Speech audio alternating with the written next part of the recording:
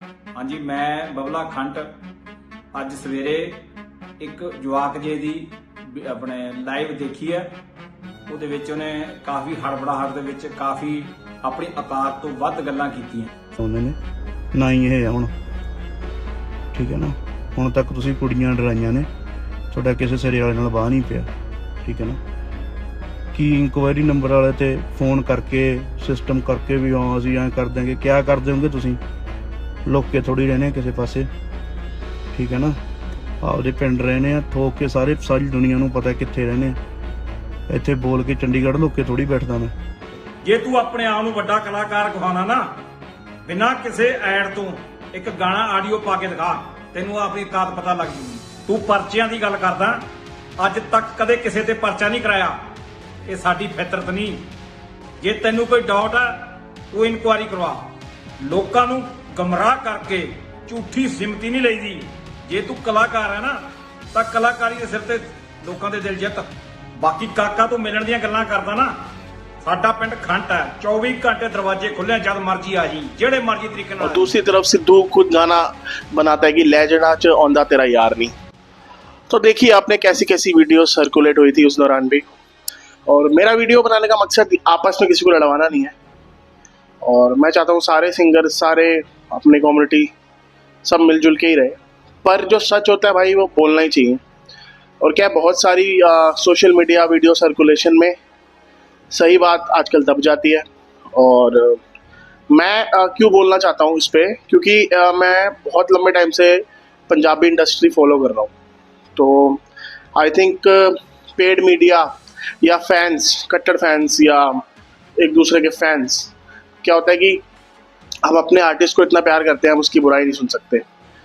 पर मैं निष्पक्ष होकर अगर बोलूँ तो बहुत ज़्यादा वीडियो सर्कुलेट हुई थी। पिछली वीडियो में मैंने पार्ट 1 में सिद्धू मूसेवाला वर्सेस बब्बू मान में मैंने आपको बताया था कि कैसे कैसे कंट्रोवर्सी स्टार्ट हुई थी, कैसे सिद्धू ने डायरेक्ट टारगेट किया था बब्बू मान को, और बब्बू मान ने कभी उसका नाम नहीं लिया, ठीक है ना। फैन वॉर चलती रही, एक दूसरे के लाइव पे गालम गलौज चल रही होगी, वो बात अलग है। बट बब्बू मान ने डायरेक्ट टारगेट नहीं किया किसी को भी, और उसको ज़रूरत भी नहीं थी। तो जैसे कि आपने सिद्धू की ये लाइव वाली वीडियो देखी, इसमें साफ साफ दिख रहा है सिद्धू लाइव आके बुरा भला बोल रहा है।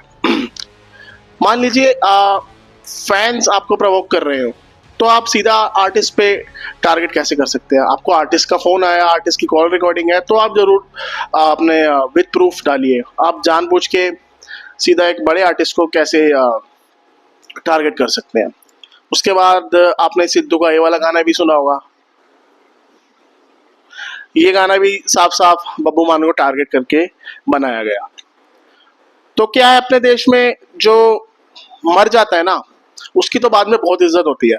सच झूठ का तो कोई लेना देना ज़्यादा है नहीं हमारा देश में भी, और हमारी मीडिया में भी, और हमारे लोग भी अंदर से खोखले ही हैं। और बब्बू मान सीडी के ज़माने से, कैसेट के ज़माने से, अब यूट्यूब का ज़माना है, अभी भी बरकरार है। बब्बू मान की जो ऑडियंस है वो हमेशा, जिसे कहते हैं, परमानेंट है, स्थिर रहती है। हाँ, कुछ गलतियां यहाँ बब्बू मान की टीम से भी हुई, जैसे कि जो बब्बू मान के खास दोस्त है बबला खंट, उन्होंने एक इंटरव्यू में कहा कि हमने बब्बू मान के पीछे एमएलए मार दिया था, तो सिद्धू मूसेवाला क्या है, जो कि एक इमोशनल और ब्लंट स्टेटमेंट थी, जो कि बबला खंड भाई को नहीं देनी चाहिए थी। वो बात सही है, पर वो दोस्ती में उन्होंने बोल दिया, बट ऐसे किसी को नहीं बोलना चाहिए, और मारना तो बहुत दूर की बात है। किसी को क्यों आप नुकसान 1% भी क्यों पहुंचाए? देखो, सिद्धू के साथ जो हुआ उसकी हमें संवेदना है, उसका दुख दर्द है, और उसके पेरेंट्स के लिए, उसकी फैमिली के लिए हमें बहुत बुरा लगता है। पर सच्चाई यही है कि सिद्धू भी कोई सही रास्ते में नहीं चल रहा था। दूसरी बात, फैंस बोलते हैं बिलबोर्ड के बारे में, तो आपको ये बता दूं, बब्बू मान की एल्बम 2014 में आई थी शायद, तलाश, ईयर मुझे ध्यान नहीं आ रहा, वो सबसे पहले बिलबोर्ड में गई थी। उसके अलावा बब्बू मान को जर्मनी में डेफ बेमा अवार्ड भी मिला हुआ है। मैं ये नहीं कह रहा कि इससे बड़ी चीज़ कुछ नहीं हो सकती, या सिद्धू को रिकॉग्नाइजेशन नहीं मिल रही, ऐसा भी कुछ नहीं है। हमने देखा है ड्रेक ने सिद्धू मूसेवाले की टी शर्ट पहनी हुई है, जो कि एक प्राउड वाली बात है कि चलो अपने पंजाबी आर्टिस्ट फेमस हो रहे हैं। बट इसका कहीं से भी ये मतलब नहीं है कि दूसरा आर्टिस्ट उससे छोटा हो जाता है। आप याद रखें, बब्बू मान के सीनियर गुरदास मान है, वो हमेशा सीनियर ही रहेंगे। उनके सीनियर कुलदीप मानक, चमकीला जी, ये हमेशा लेजेंड ही रहेंगे। आप कल को कोई नया सिंगर आके एक दूसरे को गालियां देने लग जाए, और हमारे पंजाब में, इंडिया में तो वैसी रिवाज है, जैसे कि किसी भी आर्टिस्ट की एज बढ़ने लग जाती है तो उसको बेकार बोलना शुरू कर देते हैं। फिर जब वो दुनिया से विदा हो जाता है फिर कहता है हाँ जी लेजेंड था, ये था, वो था। तो बब्बू मान ने तो कभी अपने आप को सेल्फ क्लेम लेजेंड भी नहीं बोला, वो तो हर जगह मना ही करता है, भाई मुझे लेजेंड मत बोलो, स्टार मत बोलो। स्टार तो वो होते हैं जो दूसरों को राह दिखाते हैं, और असली बात तो है कि उसने बहुत बंदों को राह दिखाई भी। चलो ठीक है, आजकल का कल्चर है, ये सब गाने वाने चलते हैं, बढ़िया है, गाड़ियों में बढ़िया लगते हैं, पर भाई सेल्फ क्लेम लेजेंड बनना कोई बहुत बड़ी बात नहीं है। देखो, आप जिस मर्जी के फैन हो, सच कभी छुपता नहीं है भाई, जो सच है वो सच है। ये जो आपने वीडियोस देखी, इसमें स्टेज का कंपटीशन था या पर्सनल कोई रंजिश थी, ऐसा कुछ नहीं था। उसके अलावा रही बात पीछे लगाने की, तो हाँ, जस मानक, रंजीत, जो भी आजकल के सही सही सिंगर है, वो हो सकता है उनकी थोड़ी ग्रुपबाजी हो भी गई हो, सिप्पी गिल, मलकीत तौलक, और ग्रुपबाजी होगी क्यों नहीं भाई। एक तरफ आप जब सीधा सीधा किसी को टारगेट करोगे तो ग्रुपबाजी तो ऑटोमेटिकली होगी भाई। तो इसमें कोई सिद्धू मूसेवाला सही रास्ते में नहीं चल रहा था, साफ सीधी बात तो ये है। और जो पावर होती है ना, वो बंदे को पागल कर देती है, और वही हुआ सिद्धू भाई के साथ भी, जो कि नहीं होना चाहिए था।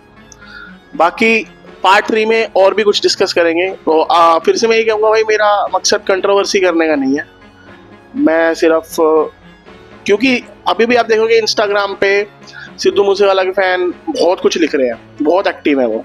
जैसे सुशांत सिंह राजपूत के फैन है, वो बहुत एक्टिव है उसकी डेथ के बाद, वैसे सिद्धू मूसेवाला के फैन भी बहुत एक्टिव है उसकी डेथ के बाद। जीते जी यही फैन उनको पंप देते हैं, ओ शादी करने चल गई, ये हो गया, वो हो गया, बम फोड़ दिया। और इनका फैंस का कुछ नहीं जाएगा भाई, तुम्हारी आर्टिस्ट का नुकसान हुआ, उसके घर वालों का नुकसान हुआ। आर्टिस्ट लोगों को तो मैं कहूँगा भाई, क्यों ही आना इतनी अकड़ में, कोई सदाबहार हमेशा नहीं चलेगा, जिसने चलना है वो वैसे भी चल जाएगा। तो आप ठीक है, गानों में कंपटीशन करो, पर अपने आप को गैंगस्टर, जब आप नहीं हो गैंगस्टर तो गैंगस्टर बनने की कोशिश मत करो। और सिद्धू मूसेवाले का सबसे बड़ा घाटा था, उसने बम्बिया ग्रुप ज्वाइन कर लिया था, जो कि लॉरेंस ग्रुप को पसंद नहीं था। सारी बातें डिस्कस करेंगे अगली वीडियो में। बाकी मैं तो ये कहूँगा भाई, अपना ख्याल रखो, सिंगर्स को सुनो, पंजाब का माहौल अच्छा करो, जैसे पहले होता था। देखो, जैज़ी भी चलता था, अमरिंदर गिल भी चलता था, बब्बू मान भी चलता था, मनमोहन वारिस भी चलता था, 20-20 सिंगर चलते थे, 20-20 कैसेट आती थी, आप लगा लो। और तब के गाने और अब के गाने में बहुत फर्क है। तब की क्वालिटी अलग थी, पहले अकॉस्टिक म्यूजिक होता था, अब डिजिटलाइजेशन ने म्यूजिक का टेस्ट भी खराब किया है, और फैंस तो है ही हमारे बहुत महान।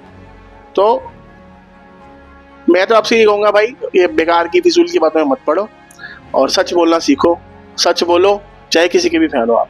धन्यवाद।